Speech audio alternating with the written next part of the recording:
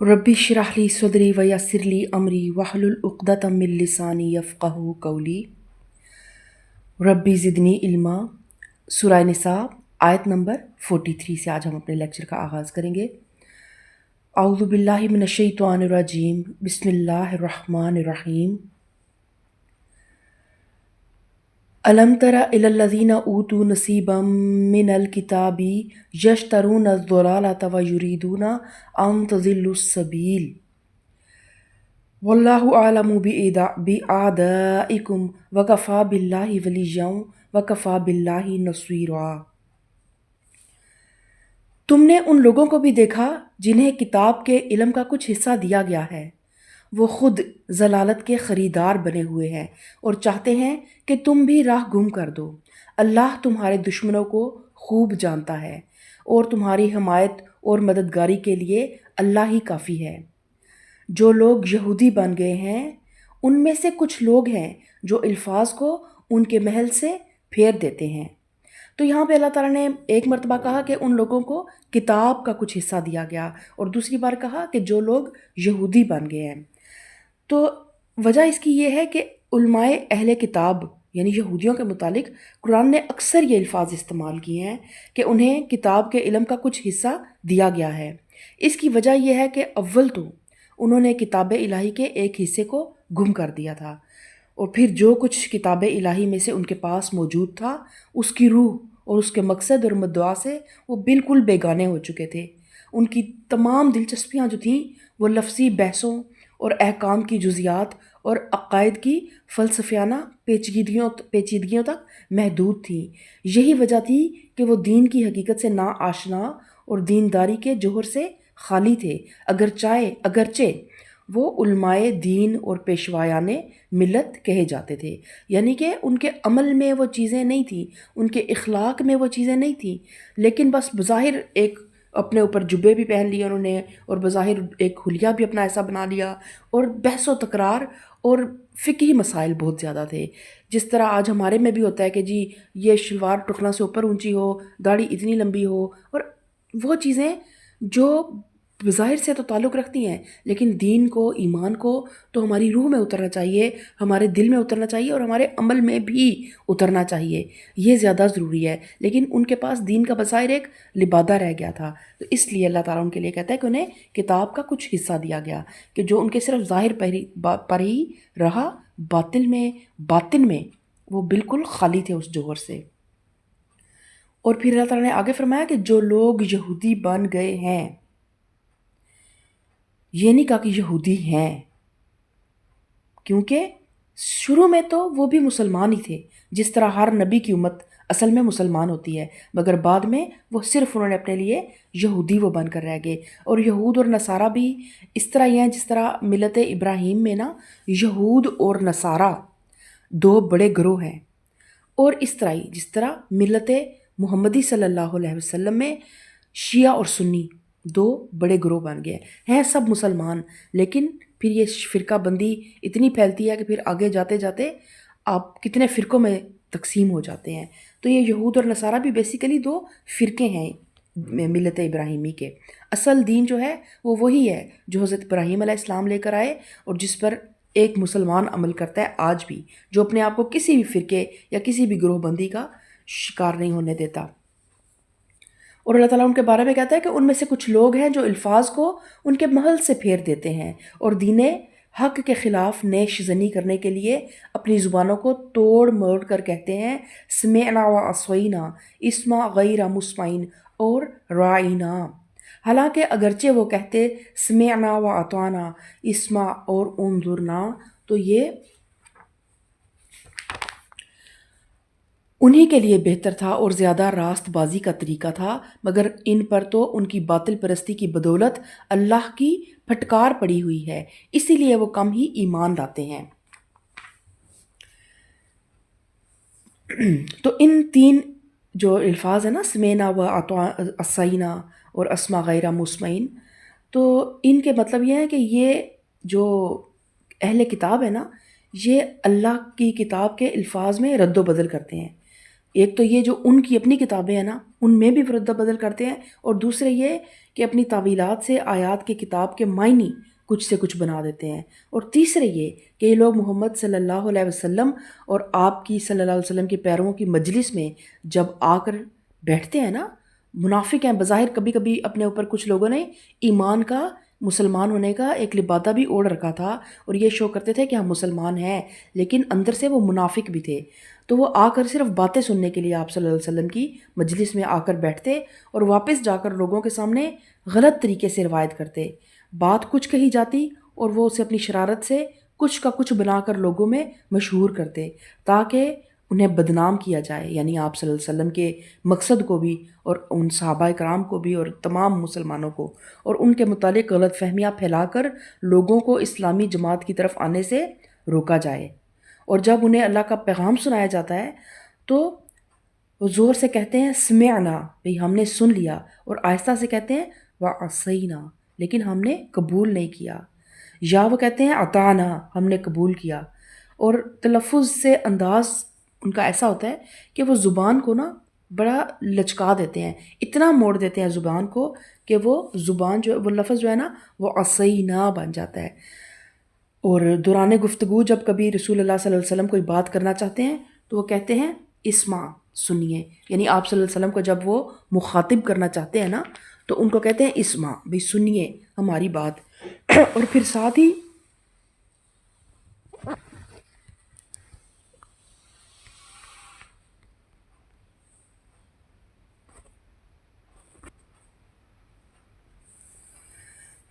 تو یہ اسما غیر مسمع ان کے دو معنی ہیں، مطلب مختلف معنی ہے، ذو معنی ورڈ ہے یہ۔ تو اس کا ایک مطلب یہ ہے کہ آپ ایسے محترم ہیں کہ آپ کو کوئی بات آپ کی مرضی کے خلاف کوئی بندہ سنا ہی نہیں سکتا۔ دوسری بات یہ ہے کہ تم اس قابل نہیں ہو کہ کوئی تمہیں کچھ سنائے، اور ایک اور مطلب یہ ہے کہ اللہ کرے کہ تم بہرے ہو جاؤ۔ تو اور تیسرا ورڈ تھا رائنا، تو ویسے ورڈ ہے رائنا، رائنا کا مطلب ہوتا ہے کہ ہماری طرف توجہ کیجیے، لیکن یہود اس ورڈ کو اتنا زیادہ لچکا کے بولتے کہ کہتے ہیں رائنا، تو اس کا مطلب ہوتا ہے اے ہمارے چرواہے۔ تو اللہ تعالیٰ نے پھر اہل ایمان کو اس چیز سے آگاہ کیا کہ اس طرح یہود جو ہیں وہ یہ الفاظ بولتے ہیں، تو پھر مسلمانوں کو حکم کیا کہ آپ نے کہنا ہے انظرنا، کہ ہماری طرف نظر کیجئے، تاکہ ان کے ساتھ مشابہت بھی نہ ہو اور وہ بھی پھر یہی لفظ بولیں۔ تو اس طرح یہود جو ہے وہ منافقت کیا کرتے تھے، اور بظاہر کچھ اور الفاظ ہوتے تھے، اور وہ ذو معنی الفاظ میں باتوں کو آپ صلی اللہ علیہ وسلم کو نیش دنی کرتے تھے اور تانہ زنی کیا کرتے تھے۔ تو اللہ تعالیٰ نے یہی اسی لیے فرمایا کہ ان پر تو ان کی باطل پرستی کی بدولت اللہ کی پھٹکار پڑی ہوئی ہے، اور اس لیے وہ کم ہی ایمان لاتے ہیں۔ پھر اللہ تعالیٰ آیت نمبر 47 میں فرماتا ہے اے وہ لوگوں جنہیں کتاب دی گئی تھی، مان لو اس کتاب کو جو ہم نے اب نازل کی ہے، اور جو اس کتاب کی تصدیق اور تائید کرتی ہے جو تمہارے پاس پہلے سے موجود تھی، اس پر ایمان لے آؤ قبل اس کے کہ ہم چہرے بگاڑ کر پیچھے پھیر دیں، یا ان لوگوں کو اسی طرح لعنت زدہ کر دیں جس طرح سبت والوں کے ساتھ ہم نے کیا تھا۔ اور یاد رکھو کہ اللہ کا حکم نافذ ہو کر رہتا ہے، اللہ بس شرک ہی کو معاف نہیں کرتا، اس کے ماں سوا دوسرے جتنے گناہ ہیں، اس کے ماں سوا دوسرے جس قدر گناہ ہیں وہ جس کے لیے چاہتا ہے معاف کر دیتا ہے۔ اللہ کے ساتھ جس نے کسی اور کو شریک ٹھہرایا اس نے تو بہت ہی بڑا جھوٹ تصنیف کیا اور بڑے سخت گناہ کی بات کی۔ اور یہ اس لیے فرمایا کہ اللہ تعالیٰ بس شرک کو معاف نہیں کرتا کہ اہل کتاب اگرچہ انبیاء اور کتب آسمانی کی پیروی کرتے تھے، کوشش بھی کرتے تھے، اور کم سے کم اس کا دعویٰ تو وہ کرتے تھے نا، مگر وہ شرک میں مبتلا ہو چکے تھے۔ اور شرک کیا ہے؟ آج کے دور کا شرک ہم بھی کرتے ہیں۔ دیکھیں یہ پیری فقیری، تعویذ، دھاگے، گنڈے، آستانوں پہ حاضریاں اور وہاں پہ جا کے چڑھاوے چڑھانا، یہ سب شرک ہے۔ اور شرک کی بھی دو ہے، ایک شرک جلی ہے اور ایک شرک خفی ہے۔ شرک خفی میں جو ہے وہ ریاکاری آ جاتی ہے، جس طرح ہم اعمال کرتے ہیں، انفاق فی سبیل اللہ کرتے ہیں، روزے رکھتے ہیں نفلی، یا کوئی نفل عبادات کرتے ہیں، یا حج اور عمرہ کرتے ہیں، لیکن پھر ہم اس کی تشہیر بہت زیادہ کرتے ہیں اور اپنے سوشل میڈیا پہ اس چیز کو بار بار ذکر کرتے ہیں یا مجلسوں میں اور محفلوں میں بیٹھ کے اس چیز کو بتاتے ہیں کہ ہم نے یہ والی جو ہے وہ اتنی اماؤنٹ جو ہے وہ زکوٰۃ میں دی یا صدقات میں دی، یہ تمام چیزیں پھر شرک خفی میں آ جاتی ہیں، جس میں انسان ایک نامعلوم طریقے سے، وہ اس کو خود بھی علم نہیں ہوتا لیکن وہ شرک کا ارتکاب کر رہا ہوتا ہے۔ اور شرک جلی تو بظاہر شرک ہے، جس طرح اہل عرب اس وقت کے سامنے بتوں کو کھڑا کر کے پوجا کرتے تھے۔ وہ بت کون تھے؟ وہ ان کی فوت شدہ ہستیاں ہی تھیں جن کو نے بت تراش لیے تھے، اور آج کے دور میں وہی فوت شدہ ہستیاں قبروں میں ہیں اور ہم مسلمان جاتے ہیں اور ان کے قبروں پر چڑھاوے چڑھاتے ہیں، تو یہ بھی شرک ہے۔ تو وہ بھی شرک میں مبتلا تھے۔ اور پھر یہ اللہ تعالیٰ نے جو فرمایا کہ اللہ تعالیٰ بس شرک کوئی معاف نہیں کرتا، اس کے ماں سوا دوسرے جس قدر گناہ ہے وہ معاف کر دیتا ہے، تو اس کا مطلب یہ نہیں ہے کہ آدمی بس شرک نہ کرے باقی دوسرے گناہ دل کھول کر کرتا رہے، بلکہ دراصل اس سے بات یہ والی ذہن نشین کرنی مقصود ہے کہ شرک جس کو ان لوگوں نے بہت معمولی چیز سمجھ رکھا تھا، تمام گناہوں سے بڑا گناہ ہے، حتیٰ کہ اور گناہوں کی معافی تو ممکن ہے مگر یہ ایسا گناہ ہے کہ معاف نہیں کیا جا سکتا۔ علماء یہود شریعت کے چھوٹے چھوٹے احکامات کو یا تو بڑا اہتمام کیا کرتے تھے، مطلب شریعت کے جو چھوٹے چھوٹے احکامات تھے نا، ان کا تو وہ بڑا اہتمام کرتے تھے، بلکہ ان کا سارا وقت ان جزیات کی ناپ تول میں ہی گزرتا جو ان فقیہوں اور استنباط کرنے والے نکالتے تھے۔ مگر شرک ان کی نگاہ میں ایسا ہلکا فیل تھا کہ نہ وہ خود اس سے بچنے کی فکر کرتے تھے، نہ اپنی قوم کو مشرکانہ خیالات اور اعمال سے بچانے کی کوشش کرتے تھے، اور نہ مشرکین کی دوستی اور حمایت میں انہیں کوئی مذائقہ نظر آتا تھا۔ تو اس مد میں دیکھیں، ایک حقوق اللہ اور حقوق العباد، تو حقوق اللہ میں جو سب سے بڑا گناہ ہے نا وہ شرک ہے، اسی لیے اللہ تعالیٰ نے اس کو ظلم سے تعبیر کیا، اور اللہ تعالیٰ نے فرمایا ان الشرک لظلم عظیم، کہ شرک جو ہے بے شک بہت بڑا ظلم ہے۔ تو کسی کی جرت ہے کہ وہ اللہ کے ساتھ ظلم کر سکے، لیکن ظلم اس لیے اس کو کہا کہ اللہ کے حق میں اتنی بڑی حق تلفی ہے کہ وہ رب جو ہمیں کھلاتا ہے پلاتا ہے، ہماری تمام زندگی کا وہ جو ایک پلان ایک پورے 60 سالوں کا یا 70 سالوں کا دے کے ہمیں دنیا میں بھیجتا ہے، ہمارے رزق کا، ہماری ایک ایک سانس کا، ہمارے رہنے کا، اولاد کا، اس رب کو ہم بھول جائیں اور عام ہستیوں کو ہم جب اس کے مقابلے پہ ٹھہرائیں، تو یہ شرک، پھر یہ ایسا شرک ظلم ہی کے مترادف ہے۔ تو اللہ تعالیٰ ہمیں ایک سچا توحید پہ چلنے والا مسلمان بنائے۔ پھر اللہ تعالیٰ آیت نمبر 49 میں فرماتا ہے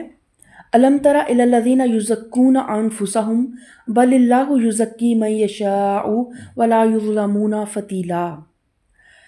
تم نے ان لوگوں کو بھی دیکھا جو اپنی پاکیزگی نفس کا دم بھرتے ہیں، حالانکہ پاکیزگی تو اللہ ہی جسے چاہتا ہے عطا کرتا ہے، اور انہیں جو پاکیزگی نہیں ملتی تو در حقیقت ان پر تو ذرہ برابر ظلم نہیں کیا جاتا۔ دیکھو تو صحیح، یہ اللہ پر بھی جھوٹے افطرا گھڑنے سے نہیں چوکتے، اور ان کے صریحاً گناہ گار ہونے کے لیے یہی ایک گناہ کافی ہے۔ تو وہ یہود بھی اپنے آپ کی اپنے منہ میاں بٹھو بنا کرتے تھے، اور اپنی پاک دامنی کے اور اپنی نیک ہونے کے بڑے جو ہے نا وہ چرچے کیا کرتے تھے۔ تو اللہ تعالیٰ کو اس طرح کی تشہیر بالکل بھی پسند نہیں ہے، اور خود اپنے آپ کو کوئی بندہ یہ نہیں کہہ سکتا کہ میں بہت زیادہ پاک دامن اور پاک صاف ہوں اور یا تقوی پہ بہت زیادہ چلتا ہوں۔ یہ فیصلے اللہ ہی کر سکتا ہے، اور اللہ ہی جسے چاہے وہ تقوی کی توشے سے نواز سکتا ہے، یا عفت و پاک دامنی اور جو بھی تزکیہ نفس کے جو بھی تحفے ہیں وہ اللہ ہی دے سکتا ہے۔ انسان کوشش تو کر سکتا ہے، لیکن اس کے باوجود ان چیزوں کا اپنی زبان سے بار بار اظہار کرنا اللہ تعالیٰ کو پسند نہیں ہے۔ پھر اللہ تعالیٰ آیت نمبر 50 میں فرماتا ہے کیا تم نے ان لوگوں کو نہیں دیکھا جنہیں کتاب کے علم میں سے کچھ حصہ دیا گیا ہے، اور ان کا حال یہ ہے کہ جبت اور طاغوت کو مانتے ہیں، اور کافروں کے متعلق کہتے ہیں کہ ایمان لانے والوں سے تو یہی زیادہ صحیح راستے پر ہے۔ ایسے ہی لوگ ہیں جن پر اللہ نے لعنت کی ہے، اور جس پر اللہ لعنت کر دے پھر تم اس کا کوئی مددگار نہیں پاؤ گے۔ کیا حکومت میں ان کا کچھ حصہ ہے؟ اگر ایسا ہوتا تو یہ دوسروں کو ایک پھوٹی کوڑی تک نہ دیتے،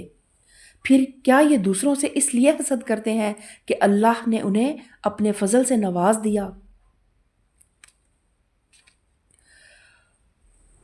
اگر یہ بات ہے تو انہیں معلوم ہو کہ ہم نے تو ابراہیم کی اولاد کو کتاب اور حکمت عطا کی اور ملک عظیم بخش دیا، مگر ان میں سے کوئی اس پر ایمان لایا اور کوئی اس سے منہ موڑ گیا، اور منہ موڑنے والوں کے لیے تو بس جہنم کی بھڑکتی ہوئی آگ ہی کافی ہے۔ جن لوگوں نے ہماری آیات کو ماننے سے انکار کر دیا ہے انہیں بالیقین ہم آگ میں جھونکیں گے، اور جب ان کے بدن کی کھال گل جائے گی تو اس کی جگہ دوسری کھال پیدا کر دیں گے تاکہ وہ خوب عذاب کا مزہ چکھیں۔ اللہ بڑی قدرت رکھتا ہے اور اپنے فیصلوں کو عمل میں لانے کی حکمت خوب جانتا ہے۔ اور جن لوگوں نے ہماری آیات کو مان لیا اور نیک عمل کیے ان کو ہم ایسے باغوں میں داخل کریں گے جن کے نیچے نہریں بہتی ہوں گی، جہاں وہ ہمیشہ ہمیشہ رہیں گے، اور ان کو پاکیزہ بیویاں ملیں گی اور انہیں ہم گھنی چھاؤں میں رکھیں گے۔ اور جن لوگوں کو اللہ تعالیٰ نے فرمایا کہ وہ کتاب دی، وہ جبت اور طاغوت کو مانتے ہیں۔ تو جبت کے اصل معنی ہے بے حقیقت، بے اصل اور بے فائدہ چیز۔ اسلام کی زبان میں جادو، کہانت، جوتشی، فالگیری، ٹونے ٹوٹکے، شگون اور یہ جو مختلف قسم کی ہم چڑھاوے وغیرہ چاہتے ہیں، اور تمام دوسری وہمی اور خیالی باتوں کو جبت سے تعبیر کیا گیا ہے۔ چنانچہ حدیث میں آتا ہے کہ جانوروں کی آوازوں سے فال لینا، زمین پر جانوروں کے نشانات قدم سے شگون نکالنا اور فالگیری کے دوسرے طریقے سب جبت کے قبیل ہیں۔ بس جبت کا مفہوم وہی ہے جسے ہم اردو زبان میں اوہام کہتے ہیں، اور جس کے لیے انگلش میں ہم سپرسٹیشن کا لفظ استعمال کرتے ہیں۔ اور طاغوت جو ہے وہ اس کی تفصیل میں آپ کو اگلے انشاءاللہ تعالی لیکچر میں ڈیٹیل سے بتاؤں گی کہ طاغوت کیا ہے۔ طاغوت بیسیکلی وہ چیز ہے جو اللہ کے اگینسٹ ہم کسی بھی انسان کو یا کسی ہستی کو یا کسی ایسی دیو ملائی پرسنالٹی جسے ہم جانتے نہیں ہیں، جسے ہم نے دیکھا نہیں ہے، اس کو جب ہم اللہ کے اگینسٹ اس کے بالمقابل کھڑا کرتے ہیں اور ہم اس کی احکامات کو مانتے ہیں اور اللہ کے احکامات کو پس پشت ڈال دیتے ہیں، خواہ وہ پھر ہمارا اپنے نفس ہی کا طاغوت کیوں نہ ہو، تو اس کو طاغوت کہا جاتا ہے۔ اور طاغوت میں پھر یہ شیطان بھی آ جاتا ہے، جو شیطان الرجیم ہے، جو ہمیں مختلف بار بار ہمارے دل میں وہم ڈالتا ہے اور مختلف وسوسے ڈالتا ہے، اور پھر اگر ہم ان وسوسوں کے پیچھے چل پڑیں اور شیطانی عمل کرنے لگ پڑیں تو پھر یہ تمام چیزیں طاغوت کہلاتی ہیں۔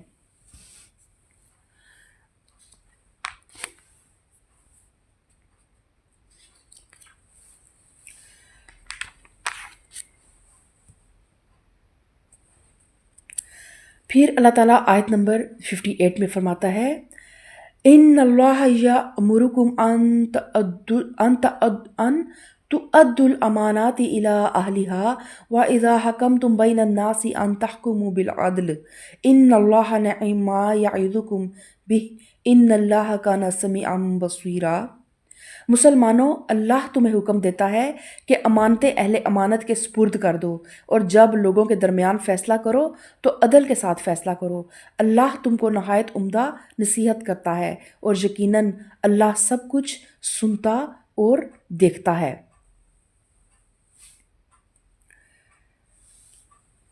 اور امانت سے مراد یہاں پر یہ بھی ہے کہ ایک تو جو بھی امانتیں کسی انسان کے پاس ایک کوئی گولڈ یا کوئی نقدی کی شکل میں کوئی امانت رکھی ہے، یا کسی کا کوئی گھر ہے جس میں کوئی رہ رہا ہے اور امانتاً وہ اس چیز کو استعمال کر رہا ہے، ایک تو اس طرح کی چیزوں کو بھی امانت کہا جاتا ہے۔ اور دوسری امانتیں جو ہے وہ حقوق کی امانتیں ہیں، جیسے میاں بیوی کے حقوق میں بیوی کے پاس شوہر کے حقوق امانت ہیں جو اس نے شوہر کے ادا کرنے ہیں، اور شوہر کو بیوی کے جو حقوق ہیں اس کے پاس امانت ہے اور اس نے ان حقوق کو ادا کرنا ہے۔ اور اس طرح ہر انسان کے ہمارے اوپر حقوق ہیں، اور وہ میں نے آپ کو پچھلے لیکچر میں ہم نے پڑھا کہ اللہ تعالیٰ نے اپنے والدین اور عزیز و اقارب اور پہلو کے ساتھی اور پڑوسی اور لونڈی غلام، یہ سب جو ہے ان سب کے ہم پر حقوق ہیں، اور یہ حقوق ہم پر امانت ہے، تو ان کو ادا کرنا چاہیے۔ اور تیسری ایک امانت جو ہے وہ کیا ہے کہ یہ ووٹ کا جو حق ہے نا، یہ بھی امانت ہے، اور آپ کو پاس یہ حق اتنی بڑی امانت ہے کہ جب آپ اپنے ملک کے لیے کسی کو سلیکٹ کریں تو بڑی کانشیسلی اور بڑی ذمہ داری کے ساتھ انتخاب کریں، اور اس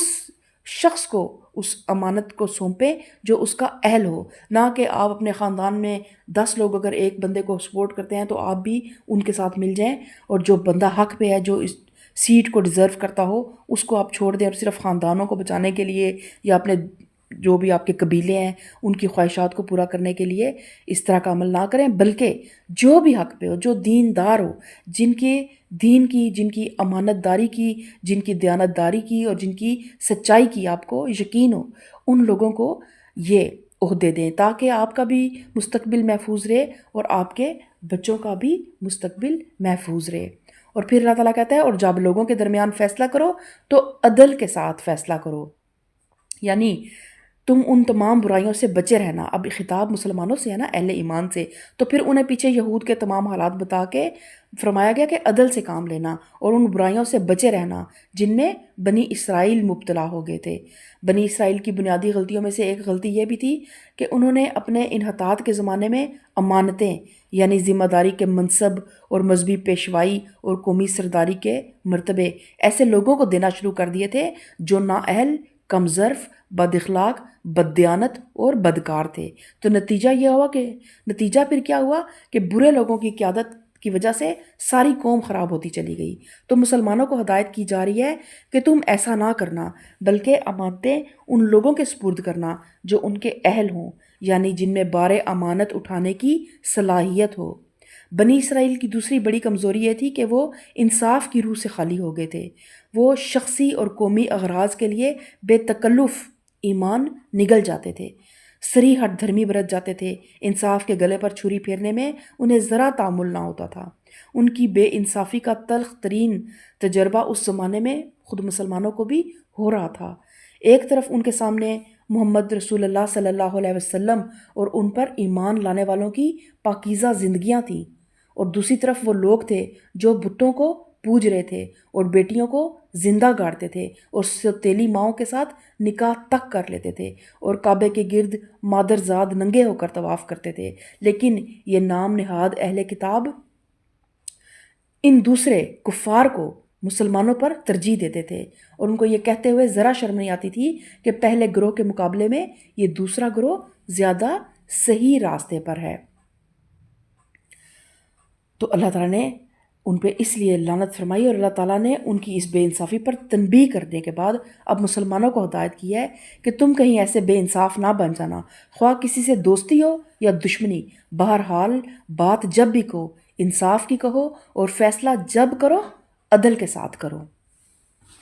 کیونکہ ان اللہ کانا سمیعا بصیرا، کیونکہ اللہ سب کچھ سنتا اور دیکھتا ہے۔ اور یہ بات اپنے ہر لمحے میں اپنے ذہن میں رکھا کریں، اپنے دل میں رکھا کریں کہ اللہ ہر وقت سن بھی رہا ہے اور دیکھ بھی رہا ہے، چاہے ہم محفل میں ہیں، چاہے ہم تنہائی میں ہیں، چاہے ہم بالکل اکیلے کچھ بھی کر رہے ہیں، تو اللہ تعالیٰ اس پہ گواہ ہے۔ پھر آیت نمبر 59 میں اللہ تعالیٰ اہل ایمان کو مخاطب کر کے فرماتا ہے، اے لوگو جو ایمان لائے ہو، اطاعت کرو اللہ کی اور رسول کی اور لوگوں کی اور ان لوگوں کی جو تم میں سے صاحب امر ہوں۔ پھر اگر تمہارے درمیان کسی معاملے میں نزاع ہو جائے تو اسے اللہ اور رسول کی طرف پھیر دو۔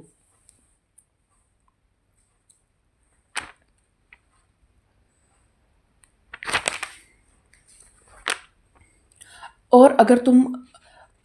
اگر تم واقعی اللہ اور روز آخرت پر ایمان رکھتے ہو، یہی صحیح طریقہ کار ہے اور انجام کے اعتبار سے بھی بہتر ہے۔ اور یہاں پہ اسلامی یہ جو آیت ہے نا، اسلام کے پورے مذہبی اور تمدنی اور سیاسی نظام کی بنیاد اور اسلامی ریاست کے دستور کی اولین دفعہ ہے۔ بات کیا ہے کہ جب کوئی نزاع ہو جائے تو پھر آپ نے کیا کرنا ہے، پہلے تو اولو الامر جو ابھی آپ کے درمیان موجود ہیں، جو دین کا علم رکھتے ہیں، جو عقل اور فہم اور ایک بائسڈ ہوئے بغیر فیصلے کرتے ہیں، ان لوگوں کے پاس ان معاملات کو لے کے جائیں۔ اور اگر پھر ان میں بھی آپس میں اختلاف پایا جائے، کسی ایک رائے پہ سب نہ پہنچیں، تو پھر اس کو اللہ اور اس کے رسول کی طرف پھیر دو۔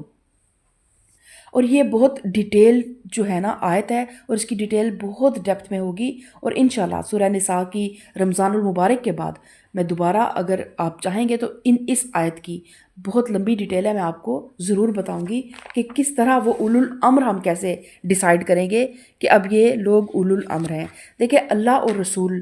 تو اب ہمارے درمیان مطلب اس طرح ہی ہے نا کہ ہم قرآن کی طرف بات کو پھیر دیں گے، احادیث کی طرف بات کو پھیر دیں گے، لیکن اس سے پہلے ہم نے اولو الامر سے رجوع کرنا ہے۔ تو اولو الامر کی بھی کچھ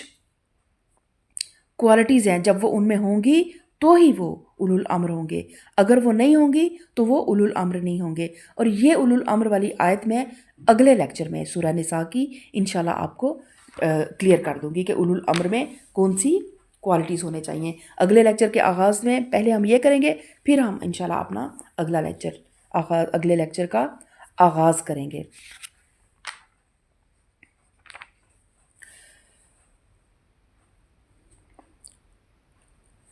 پھر اللہ تعالیٰ آیت نمبر 60 میں فرماتا ہے، الم تر الی الذین یزعمون انہم آمنوا بما انزل الیک وما انزل من قبلک یریدون ان یتحاکموا الی الطاغوت وقد امروا ان یکفروا به ویرید الشیطان ان یضلهم ضلالا بعیدا۔ اے نبی صلی اللہ علیہ وسلم، تم نے دیکھا نہیں ان لوگوں کو جو دعویٰ تو کرتے ہیں کہ ہم ایمان لائے ہیں اس کتاب پر جو تمہاری طرف نازل کی گئی ہے اور ان کتابوں پر جو تم سے پہلے نازل کی گئی تھیں، مگر چاہتے یہ ہیں کہ اپنے معاملات کا فیصلہ کرانے کے لیے طاغوت کی طرف رجوع کریں، حالانکہ انہیں طاغوت سے کفر کرنے کا حکم دیا گیا تھا۔ شیطان انہیں بھٹکا کر راہ راست سے بہت دور لے جانا چاہتا ہے۔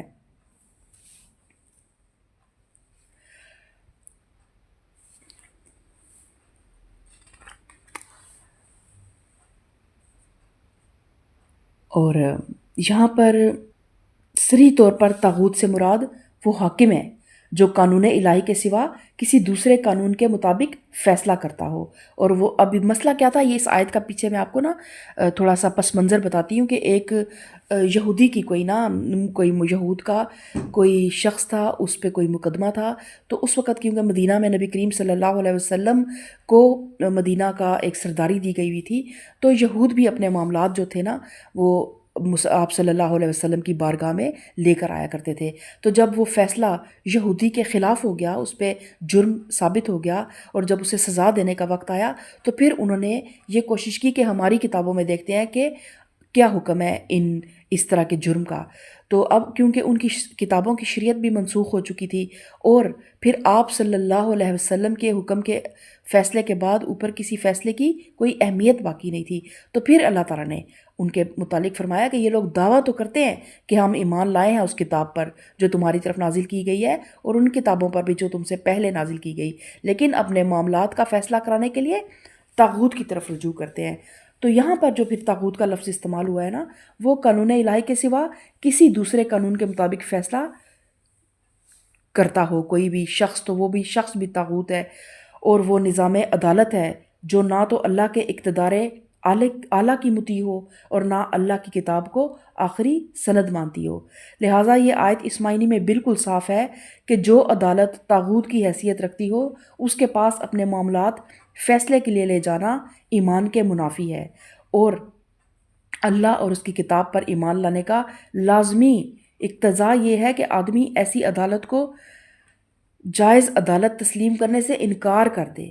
قرآن کی روح سے اللہ پر ایمان اور طاغوت سے کفر دونوں لازم و ملزوم ہیں، اور خدا اور طاغوت دونوں کے آگے بیک وقت جھکنا عین منافقت ہے۔ تو اللہ تعالیٰ فرماتا ہے کہ شیطان انہیں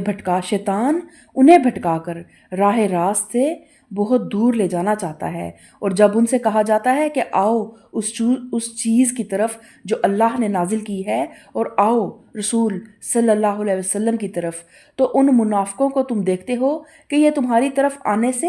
کتراتے ہیں۔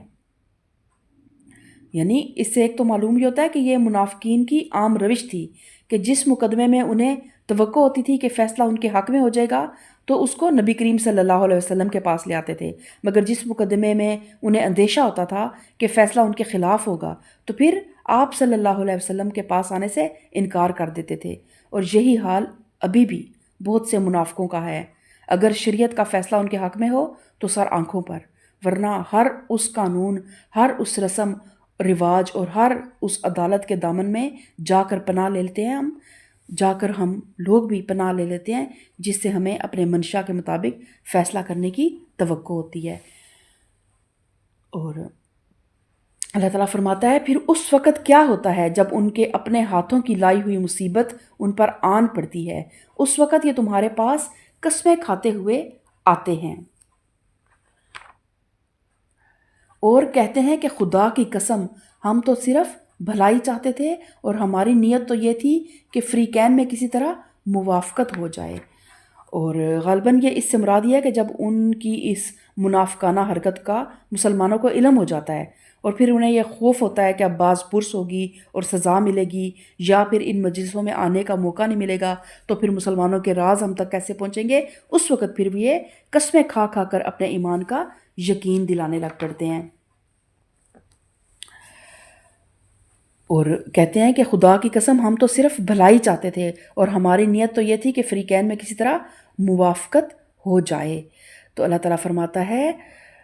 اللہ جانتا ہے جو کچھ ان کے دلوں میں ہے، ان سے تعرض مت کرو، انہیں سمجھاؤ اور ایسی نصیحت کرو جو ان کے دلوں میں اتر جائے۔ انہیں بتاؤ کہ ہم نے جو رسول بھی بھیجا ہے اسی لیے بھیجا ہے کہ اذن خداوندی کی بنا پر اس کی اطاعت کی جائے۔ یعنی اللہ کی طرف سے کوئی بھی رسول اس لیے نہیں آتا کہ صرف اس کی رسالت پر ایمان لے آؤ اور مطلب لا الہ الا اللہ بھی کہیں اور ساتھ محمد رسول اللہ صرف زبان سے تو آپ کہہ دیں، لیکن پھر اطاعت آپ جس کی چاہے مرضی کریں، بلکہ رسول کے آنے کی غرض یہی ہوتی ہے کہ زندگی کے جو قانون وہ لے کر آیا ہے تمام قوانین کو چھوڑ کر صرف اسی کی پیروی کی جائے، اور خدا کی طرف سے جو احکام وہ دیتا ہے تمام احکام کو چھوڑ کر صرف انہی احکامات پر عمل کیا جائے جو رسول اللہ کی طرف سے دیتا ہے۔ اگر کسی نے یہ نہ کیا اور پھر اس کا محض رسول کو مان لینا کوئی معنی نہیں رکھتا، پھر وہ چاہے عید میلاد النبی کے دن اپنا گھر لائٹوں سے بھر لے اور پورے حلوے بانٹے اور جتنی مرضی اونچی سپیکر میں نعتیں لگائے، لیکن اپنے معاملات زندگی میں جب وہ رسول اللہ صلی اللہ علیہ وسلم کے لائے ہوئے احکامات کو نہیں مانتا، ان کی لائی ہوئی شریعت کو نہیں مانتا، ان کی سنتوں پر عمل نہیں کرتا، تو پھر وہ جسٹ ایک ڈمی ہے جس کا آپ صلی اللہ علیہ وسلم سے جو محبت کا دعویٰ ہے وہ بالکل کھوکھلا ہے۔ اور اوپر کی آیت میں ہم جاتے ہیں، تھوڑا سا آیت میں پیچھے اللہ تعالیٰ نے یہود جو بیسیکلی وہ منافق تھے تو اللہ تعالیٰ نے ان کے متعلق کیا فرمایا کہ ان سے تعرض مت کرو، فَأَعْرِضْ عَنْهُمْ وَعِظْهُمْ وَقُلْ لَهُمْ فِي أَنفُسِهِمْ قَوْلًا بَلِيغًا۔ تو وہی ان کے ساتھ ایک تو تعرض نہ کریں، تعرض کا مطلب بحث تکرار نہ کریں، انہیں بار بار نہ یہ جتلاؤ کہ ہاں ہمیں پتہ چل گیا کہ تمہارے دل میں یہ اور تم ایسے اور تم جھوٹے اور تم منافق ہو، بلکہ اللہ تعالیٰ نے کیا فرمایا ہے کہ ان کو ایک تو بحث تکرار نہ کرو، دوسرا انہیں سمجھاؤ، نصیحت بھی کرو اور ایسی بات کو جو ان کے دلوں میں اتر جائے۔ تو آج ہم دیکھتے ہیں کہ ہمارے ارد گرد بھی منافقت بہت زیادہ ہے۔ بے شک ہم بھی اہل کتاب ہی رہ چکے ہیں، کیونکہ کتاب پہ ہم نے اس طرح عمل نہیں کیا، کتاب کے علم کو ہم نے اس طرح سیکھا نہیں۔ جب ہم پیدا ہوئے، بڑے ہوئے ایک مسلمان گھر میں، ایک مسلمان نام ہم نے رکھ لیا تو ہم موروثی مسلمان تو ہو گئے، اور پھر ایک مرتبہ رسماً ہمیں قرآن بھی ناظرے کے ساتھ پڑھ لیا، لیکن کیونکہ جو قرآن کو ایک بار بار اس کلام کو اپنے اندر اتارتا ہے نا، تو یہ کلام اندر جا کے ایسا ایک اس کے اندر تاثیر ہے کہ یہ آپ کو اندر سے بالکل دھو کے منافقت کو نکال دیتا ہے۔ ادروائز انسان جب دنیا میں رہ رہا ہوتا ہے تو نہ چاہتے ہوئے اسے پتہ ہی نہیں ہوتا کہ وہ ایک منافقانہ زندگی گزار رہا ہوتا ہے۔ تو اب کچھ لوگ پھر حد سے بڑھ جاتے ہیں، اپنے اللہ کے بندوں کے ساتھ منافقت کرتے ہیں، دھوکے بازی کرتے ہیں۔ تو اگر کبھی آپ کو زندگی میں ارد گرد اپنے رشتوں میں ایسے لوگ بھی ہوتے ہیں جو منہ پہ کچھ اور ہوتے ہیں، آپ کی پیٹھ پیچھے کچھ اور کرتے ہیں، تو پھر ان کے ساتھ بحث تکرار کا فائدہ نہیں ہے، ان کے ساتھ ان جیسی ڈیلنگ کرنا بھی صحیح نہیں ہے۔ بس دو چیزیں ہیں، ایک تو ان سے تھوڑی سی اوائڈ کریں، ان سے جہاں تک ہو سکے ان سے بحث تکرار سے اوائڈ کریں، اور ان کو منہ در منہ تانے نہ دیں کہ اب تمہاری منافقت کھل گئی ہے، تاکہ وہ کہیں اس عمل پر ڈھیٹ نہ ہو جائیں۔ اور کبھی اچھا وقت ملے، اچھی کوئی محفل ہو، تو ان کے اچھے الفاظ میں ان کو نصیحت بھی کریں کہ جو ان کے دل میں وہ بات اتر جائے۔ قرآن سے نصیحت کریں کہ قرآن کو کس طرح کے لوگ پسند ہیں، بجائے یہ کہ یہ کہنے کہ تم ایسے ایسے ہو، یہ نہ کہیں، یہ بتائیں کہ اللہ کو کون سے لوگ پسند ہیں۔ تو اگر پھر ان کے اندر وہ برائی ہوگی تو ہو سکتا ہے وہ اللہ کی خاطر اس برائی کو نکالنے کی کوشش کریں، اس منافقت کی برائی کو۔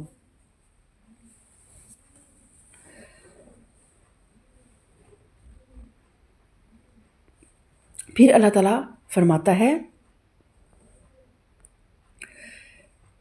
کہ آیت نمبر 64 میں اللہ تعالیٰ فرماتا ہے وَمَا أَرْسَلْنَا مِن رَسُولٍ إِلَّا لِيُطَاعَ بِإِذْنِ اللَّهِ، کہ ہم نے جو بھی رسول بھیجا ہے اس لیے بھیجا ہے کہ اذن خداوندی کی بنا پر اس کی اطاعت کی جائے۔ اگر انہوں نے یہ طریقہ اختیار کیا ہوتا کہ جب یہ اپنے نفس پر ظلم کر بیٹھے تھے تو تمہارے پاس آ جاتے اور اللہ سے معافی مانگتے اور رسول بھی ان کے لیے معافی کی درخواست کرتا، تو یقیناً اللہ کو بخشنے والا اور رحم کرنے والا پاتے۔ نہیں اے محمد صلی اللہ علیہ وسلم، تمہارے رب کی قسم، یہ کبھی مومن نہیں ہو سکتے جب تک کہ اپنے باہمی اختلافات میں یہ تم کو فیصلہ کرنے والا نہ مان لیں۔ پھر جو کچھ تم فیصلہ کرو اس پر اپنے دلوں میں کوئی بھی تنگی محسوس نہ کریں، بلکہ سر بسر تسلیم کر لیں۔ تو اس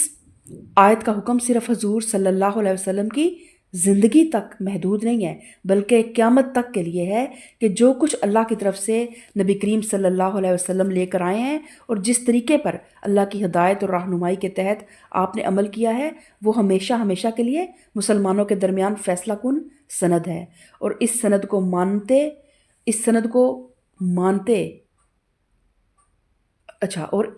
کو ماننے یا ماننے پر ہی آدمی کے مومن ہونے کا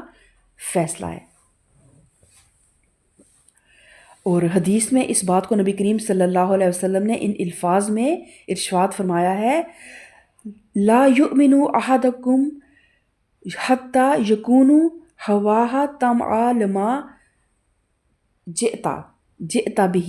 تم میں سے کوئی شخص مومن نہیں ہو سکتا جب تک کہ اس کی خواہش نفس اس طریقے کے تابع نہ ہو جائے جسے میں لے کر آیا ہوں۔ اور یہ رول ہم تمام مسلمانوں کے لیے بھی ہے اور قیامت تک کے لیے ہر انسان کے لیے، کہ آپ صلی اللہ علیہ وسلم کی اطاعت، آپ کی پیروی، آپ کی لائی ہوئی شریعت کو اس کو تسلیم بھی کرنا اور اس پر عمل بھی کرنا۔ اور آپ نے قرآن پاک میں بار بار ہم ایک آیت پڑھتے ہیں، ان الذین آمنوا وعملوا الصالحات، کہ جو لوگ ایمان لائے اور نیک اعمال کیے۔ تو ایمان لانے کے ساتھ نیک اعمال اللہ تعالیٰ نے بار بار جو ہے نا ان کو ایک شرط رکھا ہے کہ صرف ایمان لے آنا، کلمہ پڑھ لینا، زبان سے کر لینا نہیں، زبان سے بھی کریں، ذکر اذکار بھی کریں، تلاوت قرآن پاک بھی کریں، لیکن فزیکلی بھی نیک اعمال کریں۔ اور پھر نیک اعمال کی جو آپ کے پاس کیا کرائٹیریا ہے کہ نیک عمل کون سا ہے جو اللہ قبول کر لے گا، تو نیک عمل کا کرائٹیریا کیا ہے کہ ہر وہ عمل جو سنت کے مطابق ہو وہ عمل نیک ہوگا۔ آپ صلی اللہ علیہ وسلم نے اپنی حیات طیبہ میں جو عمل کیا، اگر وہ ہم عمل کریں گے تو ہمارا عمل نیک کاؤنٹ ہوگا اور اللہ اسے قبول بھی کرے گا۔ لیکن اگر انہوں نے نہیں کیا اور ہم نیکی سمجھ کے اس کو کر رہے ہیں، تو پھر اللہ تعالیٰ بادشاہ ہے، وہ چاہے تو قبول کرے اور چاہے تو اسے قبول نہ کرے۔ اور جس طرح بہت سی بدعات ہمارے دین میں شامل ہو گئی ہیں، آپ دیکھیں کہ مختلف تہوار، مختلف دین کے نام پر یہ والی رات آ گئی اور وہ والا دن آ گیا ہے، اور حلوے پورا پورا دن ان میں لگ جاتا ہے ان چیزوں کی تقسیم کرنے میں۔ اللہ تعالیٰ اس تقسیم کو ایز آپ کا انفاق فی سبیل اللہ تو قبول کر لے گا، لیکن اس کا دین کی اصل سے کوئی تعلق نہیں ہوگا۔ تو کوشش کریں کہ وہی، بے شک تھوڑا عمل کریں لیکن وہ کریں جو آپ صلی اللہ علیہ وسلم کی سنت سے ثابت ہو۔ پھر اللہ تعالیٰ آیت نمبر 66 میں فرماتا ہے یہود کے متعلق، وَلَوْ أَنَّا كَتَبْنَا عَلَيْهِمْ أَنِ اقْتُلُوا أَنفُسَكُمْ أَوِ اخْرُجُوا مِنْ دِيَارِكُمْ مَا فَعَلُوهُ إِلَّا قَلِيلٌ مِّنْهُمْ وَلَوْ أَنَّهُمْ فَعَلُوا مَا يُوعَظُونَ بِهِ لَكَانَ خَيْرًا لَّهُمْ وَأَشَدَّ تَثْبِيتًا۔ اگر ہم نے انہیں حکم دیا ہوتا کہ اپنے آپ کو ہلاک کرو، اپنے آپ کو ہلاک کر دو یا اپنے گھروں سے نکل جاؤ، تو ان میں سے کم ہی آدمی اس پر عمل کرتے۔ یعنی جب ان کا حال یہ ہے کہ شریعت کی پابندی کرنے میں ذرا سا نقصان یا تھوڑی سی تکلیف بھی یہ برداشت نہیں کر سکتے، تو ان سے کسی بڑی قربانی کی توقع تو ہرگز نہیں کی جا سکتی۔ یعنی اگر ان کو اللہ یہ حکم دیتا کہ اب اپنے گھروں سے نکلو، ہجرت کرو اور جہاد کرو، یا جان دینے یا گھر بار چھوڑنے کا مطالبہ اگر ان سے کیا جاتا، تو یہ فوراً بھاگ کھڑے ہو جائیں گے اور ایمان اور اطاعت کی بجائے کفر اور نافرمانی کی راہ لیں گے۔ اور اللہ تعالیٰ فرماتا ہے کہ حالانکہ جو نصیحت انہیں کی جاتی ہے، اگر یہ اس پر عمل کرتے تو یہ ان کے لیے زیادہ بہتری اور زیادہ ثابت قدمی کا موجب تھا۔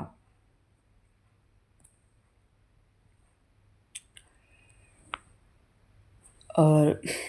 یعنی اگر یہ لوگ شک اور تذبذب کو اور تردد کو چھوڑ کر یکسوئی کے ساتھ آپ صلی اللہ علیہ وسلم کی اطاعت اور پیروی پر قائم ہو جاتے اور ڈاواں ڈول نہ رہتے، تو ان کی زندگی تزلزل سے محفوظ ہو جاتی۔ ان کے خیالات، اخلاق اور معاملات سب کے سب ایک مستقل اور پائیدار بنیاد پر قائم ہو جاتے، اور یہ ان تمام برکات سے بہرور ہوتے جو ایک شاہراہ مستقیم پر ثابت قدمی کے ساتھ چلنے والے انسان کو حاصل ہوا کرتی ہیں۔ جو بھی انسان تذبذب اور تردد کی حالت میں مبتلا ہو، کبھی اس راستے پر چلے اور کبھی اس راستے پر چلے، ایک رولنگ سٹون کی طرح، اور اطمینان کسی راستے کے چلنے پر بھی اس کو نصیب نہ ہو، اس کی ساری زندگی ایک ایسے رولنگ سٹون کی طرح بسر ہوتی ہے کہ اس سے کبھی بھی منزل نہیں ملتی، اور اس کی پوری زندگی جو ہے نا ایک سیئ لا حاصل بن کر رہ جاتی ہے۔ تو جب اللہ کے راستے پر آ جائے نا، آپ کو پتہ چل جائے کہ یہ راستہ سیدھا ہے اور یہی صحیح راستہ ہے، تو پھر جو ہے نا تکلیفیں بہت آئیں گی، ایک بار مشکل بھی آئے گی، ایک بار تو آپ کو لگے گا کہ بس زندگی ختم ہو گئی ہے، لیکن اس راستے کو چھوڑنا نہیں ہے، کہ یہی وہ راستہ ہے کہ پھر آپ جب ایک بار اس راستے پہ آپ کا ٹریک سیدھا ہو جائے گا، آپ کی گاڑی جب چل پڑے گی،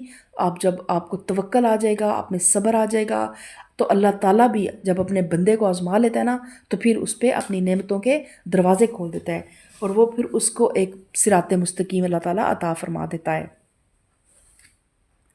تو وہی اللہ تعالیٰ آگے آیت میں فرما رہا ہے کہ حالانکہ جو نصیحت انہیں کی جاتی ہے، اگر یہ اس پر عمل کرتے تو یہ ان کے لیے زیادہ بہتری اور ثابت قدمی کا موجب ہوتا، اور جب یہ ایسا کرتے تو ہم انہیں اپنی طرف سے بہت بڑا اجر دیتے اور انہیں سیدھا راستہ دکھا دیتے۔ وَلَهَدَيْنَاهُمْ صِرَاطًا مُسْتَقِيمًا، یعنی جب وہ شک کو چھوڑ کر ایمان اور یقین کے ساتھ رسول صلی اللہ علیہ وسلم کی اطاعت کا فیصلہ کر لیتے، تو اللہ کے فضل سے ان کے سامنے صحیح و عمل کا سیدھا راستہ بالکل روشن ہو جاتا، اور انہیں صاف نظر آ جاتا کہ وہ اپنی قوتیں اور محنتیں کس راستے میں صرف کریں، جس سے کون سا وہ راستہ ہو جس سے ان کا ہر قدم اپنی حقیقی منزل مقصود کی طرف اٹھے اور ان کی زندگی ایک صحیح لا حاصل نہ بنے۔ اور پھر اللہ تعالیٰ آیت نمبر 69 میں فرماتا ہے، وَمَن يُطِعِ اللَّهَ وَرَسُولَهُ فَأُولَٰئِكَ مَعَ الَّذِينَ أَنْعَمَ اللَّهُ عَلَيْهِم مِّنَ النَّبِيِّينَ وَالصِّدِّيقِينَ وَالشُّهَدَاءِ وَالصَّالِحِينَ وَحَسُنَ أُولَٰئِكَ رَفِيقًا۔ اور جو اللہ اور رسول صلی اللہ علیہ وسلم کی اطاعت کرے گا، اور وہ ان لوگوں کے ساتھ ہوگا جن پر اللہ نے انعام فرمایا ہے، یعنی انبیاء اور صدیقین اور شہداء اور صالحین۔ کیسے ہی اچھے رفیق ہیں یہ رفیق جو کسی کو میسر آئیں۔ یہ حقیقی فضل ہے جو اللہ کی طرف سے ملتا ہے، اور حقیقت جان لینے کے لیے بس اللہ ہی کا علم کافی ہے۔ تو یہاں پہ اللہ تعالیٰ نے 4 لوگ بتائے کہ جن کے ساتھ دنیا میں نیک عمل کرنے والا انسان اس دنیا کی زندگی میں جو آج ایک باد مخالف کے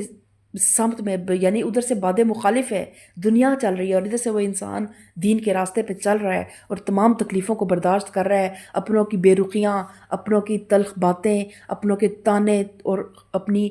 دنیا میں جو اس کو فائدے مل رہے ہیں اگر وہ ان کو سیدھے طرح ایسا نہیں لیتا، دین پہ چلتا ہے، تو بہت سی چیزوں سے وہ بظاہر محروم ہو رہا ہوتا ہے، لیکن اللہ تعالیٰ اسے آخرت میں کیا وعدے کرتا ہے؟ دنیا میں تو صراط مستقیم دے گا، آگے اللہ نے آگے کا بتایا کہ پھر اللہ تعالیٰ اس کو صدیقین، اللہ تعالیٰ اس کو نبیین کے ساتھ، صدیقین کے ساتھ، اور شہداء اور صالحین کے ساتھ آخرت میں رکھے گا۔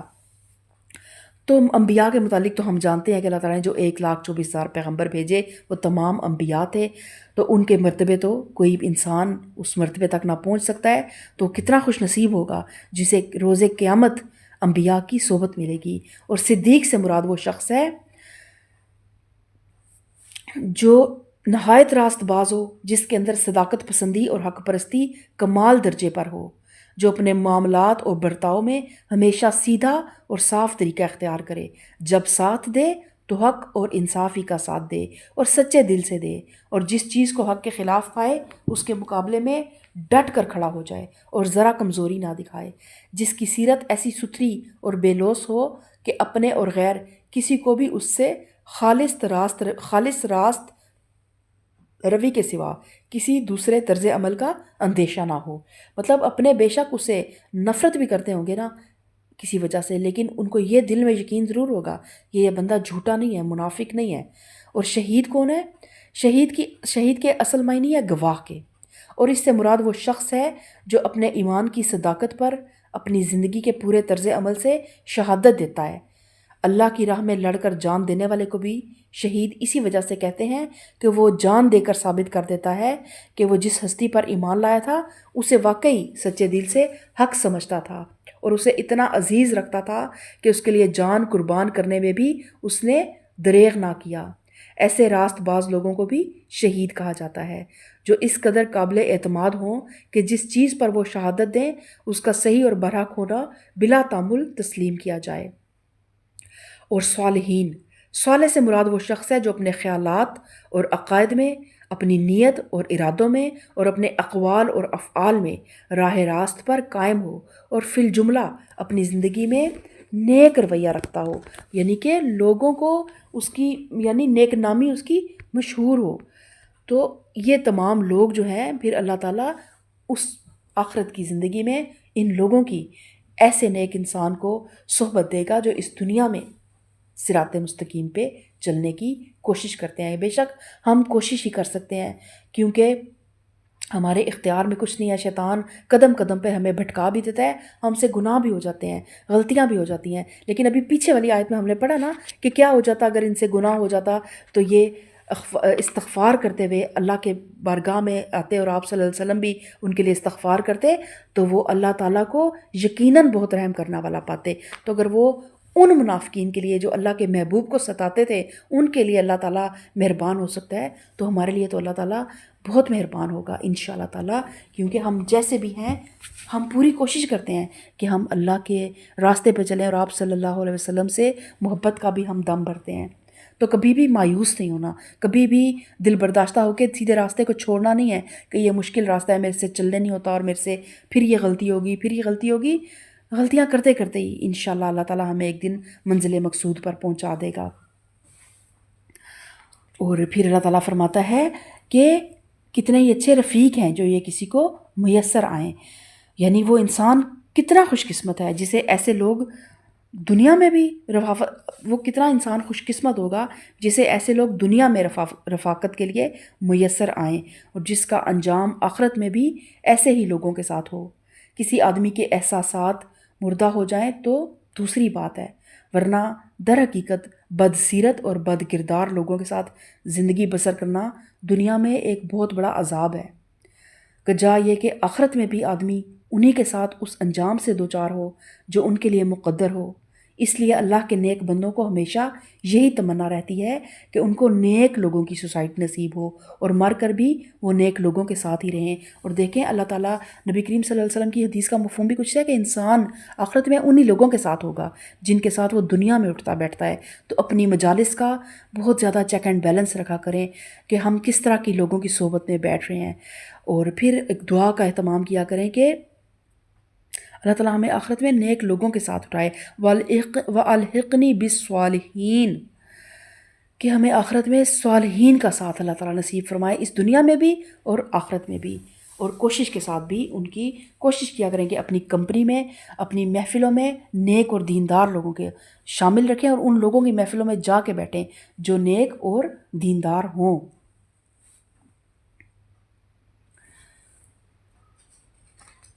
اور پھر اللہ تعالیٰ آیت نمبر 71 میں فرماتا ہے، یا ایھا الذین آمنوا خذوا حذرکم فانفروا ثبات او انفروا جمیعا۔ اب یہاں پہ پھر کچھ احکامات آ رہے ہیں جنگ کے متعلق، کیونکہ اس وقت یہ تھا کہ مسلمانوں کو بار بار جنگی حالات کا سامنا کرنا پڑتا تھا۔ ایک تو کفار مکہ سے بار بار حملہ آور ہوتے تھے، اور پھر مدینہ کے اندر بھی بہت سے ایسے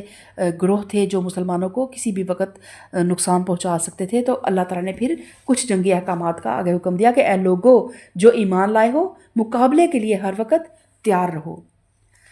تو اب یہ بھی واضح ہے کہ یہ خطبہ اس زمانے میں نازل ہوا تھا جب احد کی شکست کی وجہ سے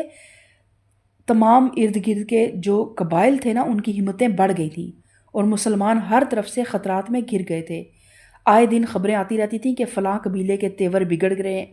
گئے ہیں، اور فلاں قبیلہ دشمنی پر آمادہ ہے، فلاں مقام پر حملے کی تیاریاں ہو رہی ہیں۔ مسلمانوں کے ساتھ پے در پے غداریاں کی جا رہی تھیں۔ ان کے مبلغین کو فریب سے دعوت دی جاتی کہ آ کے ہمیں تبلیغ کریں، اور پھر قتل کر دیا جاتا تھا، اور مدینہ کی حدود سے باہر ان کے لیے جان اور مال کی سلامتی باقی نہیں رہی تھی۔ ان حالات میں مسلمانوں کی طرف سے ایک زبردست صحیح اور جدوجہد اور سخت جاں فشانی کی ضرورت تھی تاکہ ان خطرات کے ہجوم سے اسلام کی تحریک مٹ نہ جائے۔ تو اللہ تعالیٰ پھر اب مسلمانوں کو بتا رہا ہے کہ کس طرح آپ نے اپنا حفاظت بھی کرنی ہے اور مقابلے کے لیے تیار بھی رہنا ہے۔ ہوا یہ تھا کہ احد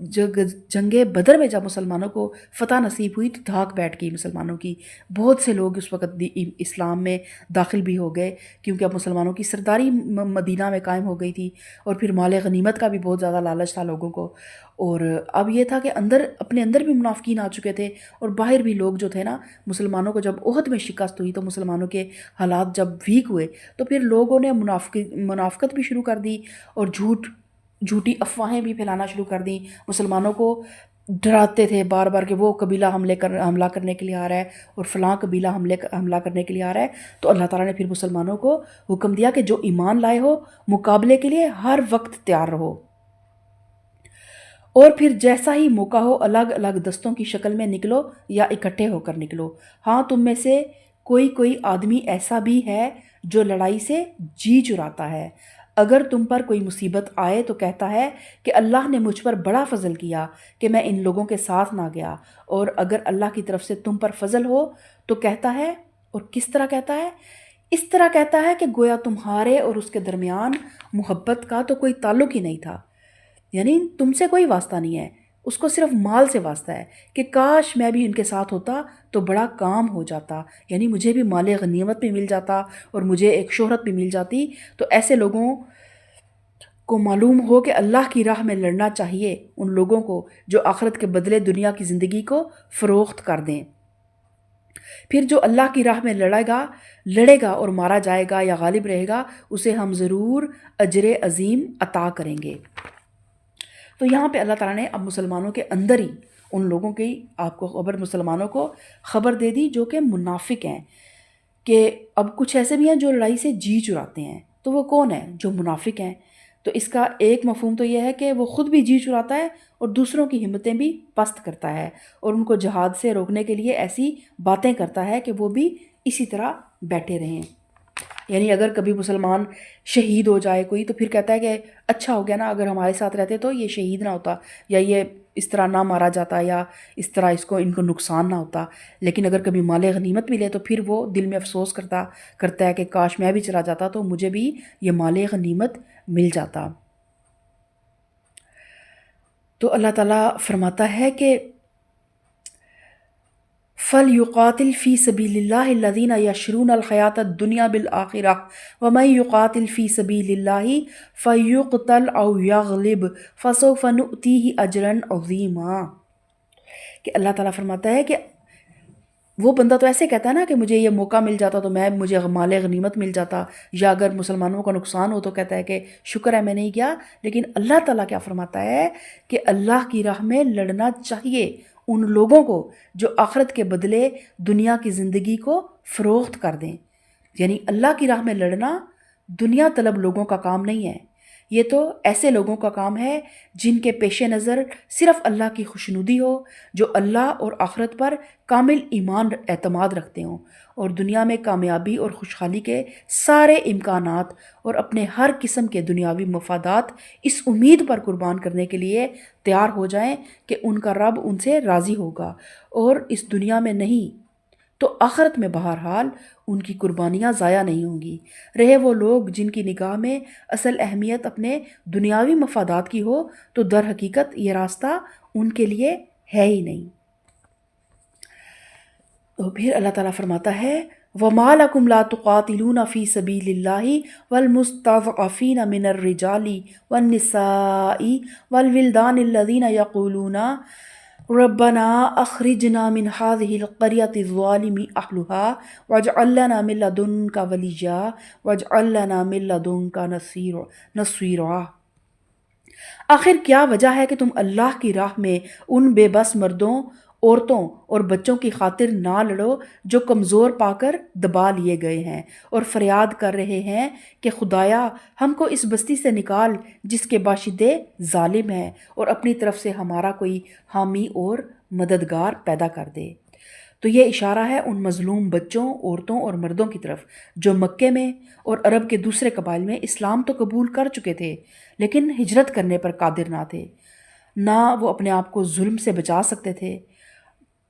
کہ ان کے پاس اتنے وسائل نہیں تھے کہ وہ ہجرت کر سکیں۔ یہ غریب طرح طرح سے تختائے مشق ستم بنائے جا رہے تھے اور وہ دعائیں مانگتے تھے کہ کوئی انہیں ظلم سے بچائے، جس طرح آج فلسطین کے لوگ دعائیں مانگتے ہیں کہ اللہ تعالیٰ کسی کو بھیج جو ہمیں اس ظالموں کے ظلم سے بچائے۔ لیکن تمام مسلمان جو ہیں سمن بکمن امیون کی ایک زندہ مثال پیش کر رہے ہیں۔ تمام حکمران عام مسلمان کیا کر سکتے ہیں جب تک حکمران کوئی ایک جرأت مندانہ قدم نہ اٹھائیں؟ لیکن اس لیے کہتے ہیں نا کہ اولو الامر کا انتخاب کریں، اللہ اور اس کے رسول کی خاطر زندگیوں کو قربان کرنے والوں کا انتخاب کریں جن کے اندر ایمان کا ایک جوہر موجود ہو۔ وہ لوگ، ان لوگوں کا انتخاب کریں جو یہ دنیا کے جہاز خرید رہے ہیں اور اپنی لالچوں میں پڑے ہوئے ہیں۔ ان لوگوں نے کیا کرنا ہے آپ کے لیے، اور کیا انہوں نے ہمارے لیے آخرت میں ہمیں ایسا ہماری رہنمائی کرنی ہے کہ ہم ان کے پیچھے چلیں اور ہم کسی جنت کے حقدار بن جائیں؟ یہ تو ہمیں جہنم کے گڑھوں میں ہی گرائیں گے ایسے حکمران۔ تو پھر اللہ تعالیٰ فرماتا ہے آیت نمبر 76 میں اللہ تعالیٰ فرماتا ہے الذین آمنوا یقاتلون فی سبیل اللہ والذین کفروا یقاتلون فی سبیل الطاغوت فقاتلوا اولیاء الشیطان ان کید الشیطان کان ضعیفا۔ جن لوگوں نے ایمان کا راستہ اختیار کیا ہے وہ اللہ کی راہ میں لڑتے ہیں، اور جنہوں نے کفر کا راستہ اختیار کیا ہے وہ طاغوت کی راہ میں لڑتے ہیں۔ تو یہ اللہ کا دو ٹوک فیصلہ ہے کہ اللہ کی راہ میں اس غرض کے لیے لڑنا کہ زمین پر اللہ کا دین قائم ہو، یہ اہل ایمان کا کام ہے، اور جو واقعی مومن ہے وہ اس کام سے کبھی باز نہیں رہے گا۔ اور طاغوت کی راہ میں اس غرض کے لیے لڑنا کہ اللہ کی زمین پر اللہ کے باغیوں کو راج ہو، یہ کافروں کا کام ہے۔ کوئی ایمان رکھنے والا آدمی یہ نہیں کر سکتا، یعنی کہ یہود و نصارہ کو ان کے ساتھ جا کے معاہدے کر لینا یہ کسی ایمان والے کا کام نہیں ہو سکتا۔ ایمان والا تو یہی چاہے گا کہ وہ ایمان والوں کے ساتھ ہاتھ ملائے تاکہ ایمان والا ایک مضبوط گروہ بنے، اہل ایمان کا ایک مضبوط حزب اللہ بنے جو اس طاغوت کے مقابلے پہ آ جائے، نہ یہ کہ وہ ان کے ساتھ جا کے ہاتھ ملا لے اور ان کے ساتھ معاہدے کر لے۔ تو اللہ تعالیٰ فرماتا ہے پس شیطان کے ساتھیوں سے لڑو اور یقین جانو کہ شیطان کی چالیں حقیقت میں نہایت کمزور ہیں۔ یعنی بظاہر شیطان اور اس کے ساتھی بڑی تیاریوں سے اٹھتے ہیں اور بڑی زبردست چالیں چلتے ہیں، لیکن اہل ایمان کو نہ ان کی تیاریوں سے خوف زدہ ہونا چاہیے اور نہ ان کی چالوں سے، آخر ان کا انجام ناکامی ہے۔ تو آج کا لیکچر ہمارا آیت نمبر 76 تک ہم نے سورہ نساء کا کر لیا۔ اللہ تعالیٰ ہمارے بیان کرنے میں برکت دے، اللہ تعالیٰ مزید اس سے اچھا سمجھانے کی توفیق عطا فرمائے، اور جو کوئی کمی کوتاہی ہو اللہ تعالیٰ اس سے چشم پوشی فرمائے، اور اللہ تعالیٰ آپ سب کو سننے والا اور عمل کرنے والا بنائے، اور اللہ تعالیٰ ہم سب کو اس دنیا میں بھی اور اس دنیا میں بھی ایک دوسرے کا ساتھی بنائے، اور ہمیں انبیاء اور صالحین اور صدیقین اور شہداء کا ساتھ نصیب فرمائے۔ آمین ثم آمین۔ سبحان ربک رب العزت عما یصفون وسلام علی المرسلین والحمد للہ رب العالمین۔